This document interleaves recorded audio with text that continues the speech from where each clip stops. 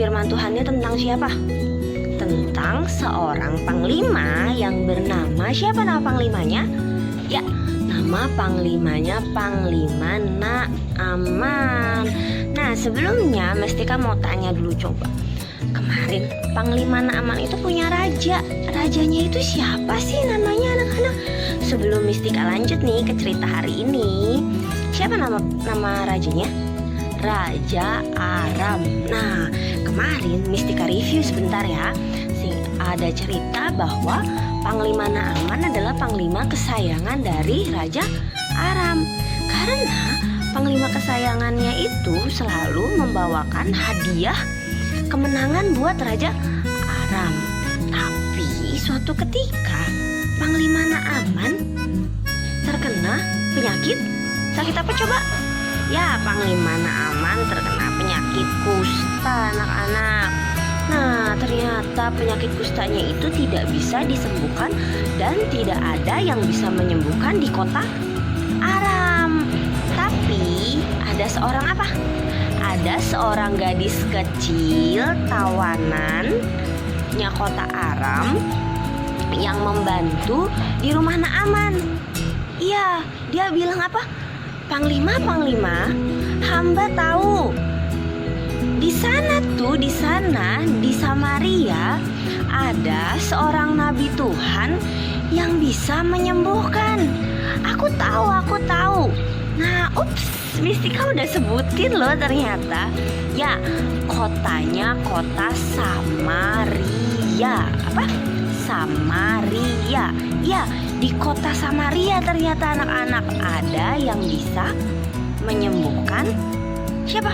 Menyembuhkan Naaman. Nah, tapi rajaku, tapi di kota tersebut tidak boleh didatangi semua orang, kata Naaman. Panglima Naaman berpikir, baiklah, aku coba izin kepada raja. Karena raja pun sedih melihat Naaman yang sedang sakit. Akhirnya Naaman bilang, Raja, tuanku Paduka Raja, bolehkah hamba menemui seorang nabi di kota Samaria? Baiklah, kata tuanku. Berapa lama kamu akan pergi? Aku akan mengirim surat kepada raja di sana. Karena kau akan berkunjung, aku akan membuat izin untuk kau bisa melewati keluar kota. Karena anak-anak, zaman dahulu itu kalau kita mengunjungi satu kota, itu tuh tidak bisa sembarang masuk. Harus ada pemeriksaannya. Wah, di sini kalau di Bogor sekarang siapa di sini yang tahu kalau di Bogor lagi ada PSBB? Ya, PSBB itu adalah pembatasan sosial skala besar. Jadi kalau ada mobil-mobil, kalau ada motor-motor yang mau masuk ke kota Bogor itu harus diperiksa dahulu supaya aman.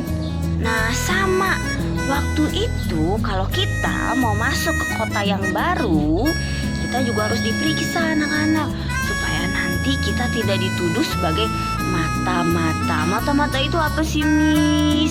Mata-mata itu adalah orang yang dimintai untuk mengintai keadaan sekitar.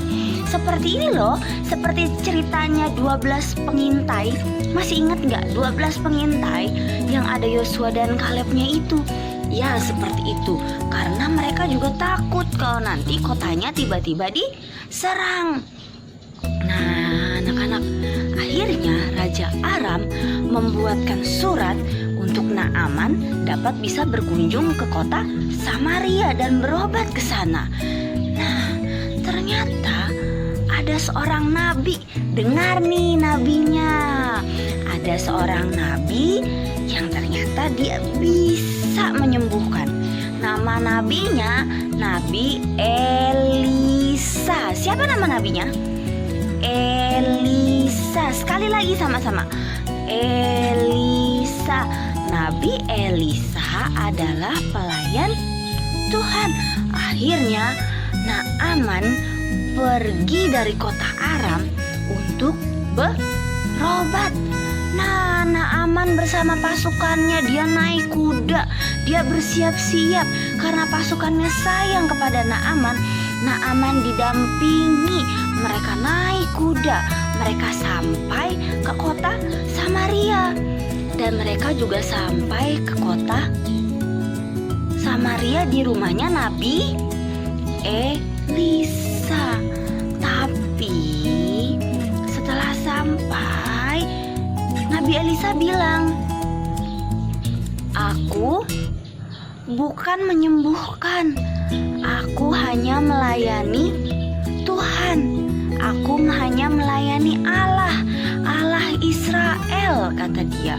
"Aku hanya pelayannya. Jadi kamu sembuhlah."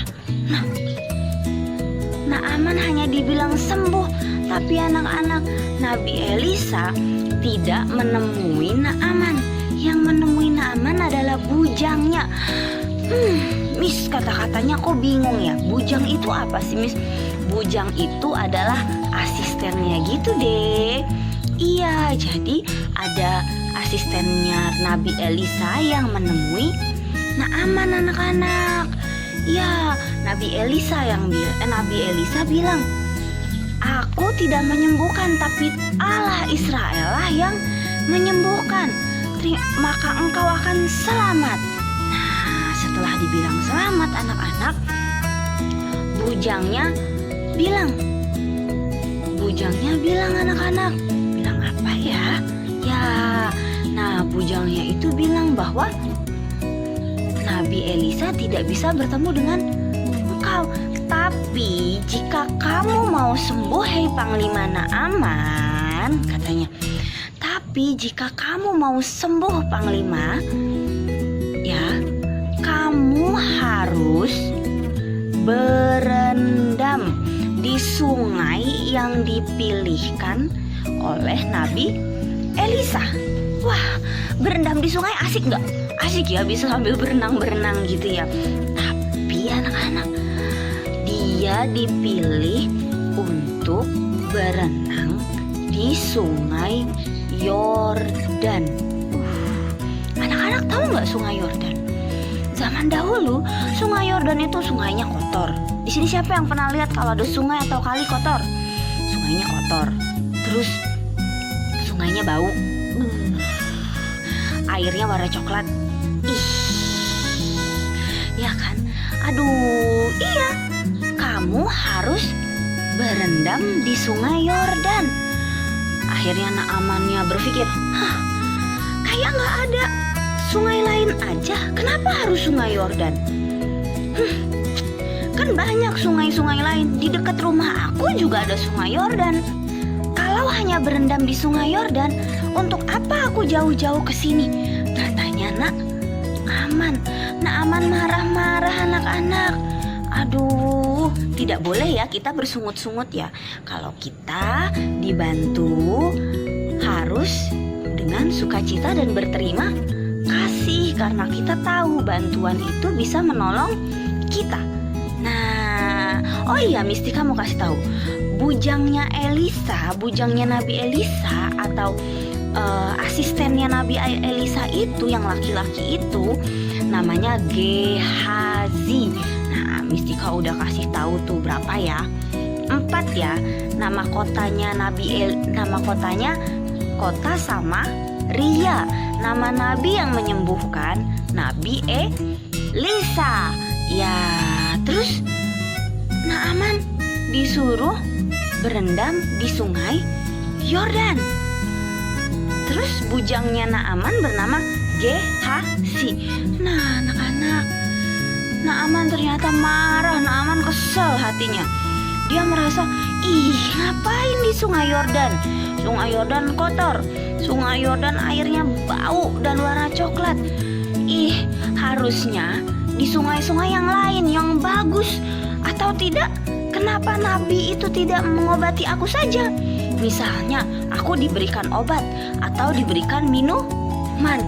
Nah, anak-anak, ternyata Nabi Elisa itu agak kesel loh. Tapi karena anak buah atau prajuritnya Panglima Naaman itu sangat sayang sama Naaman, dan mereka juga pengen Naaman sembuh, akhirnya mereka merayu.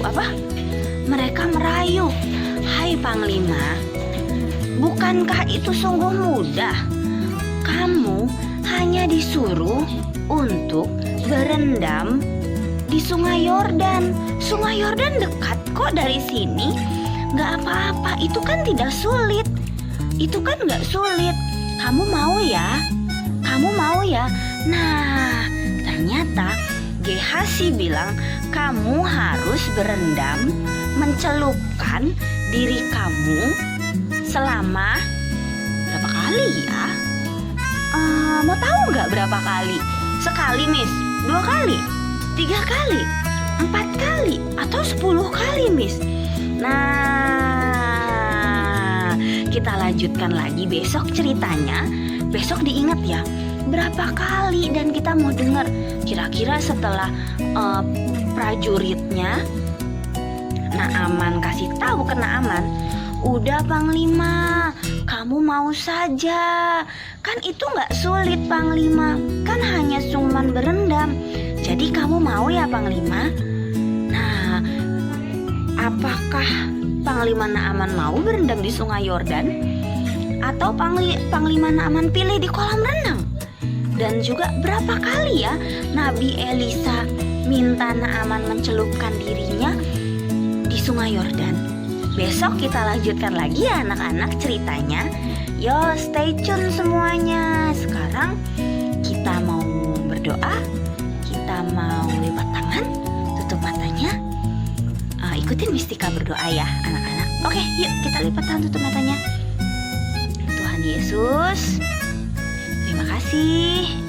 Kami telah mendengar firman Tuhan hari ini.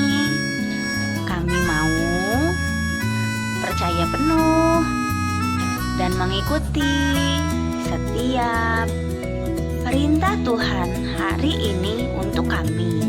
Berkati kami Tuhan, berkati Papa Mama, berkati guru-guru kami, berkati kakak adik kami, berkati saudara-saudara kami. Dan Tuhan, segera pulihkan keadaan kota kami, kota Bogor. Terima kasih Tuhan Yesus. Haleluya. Amin.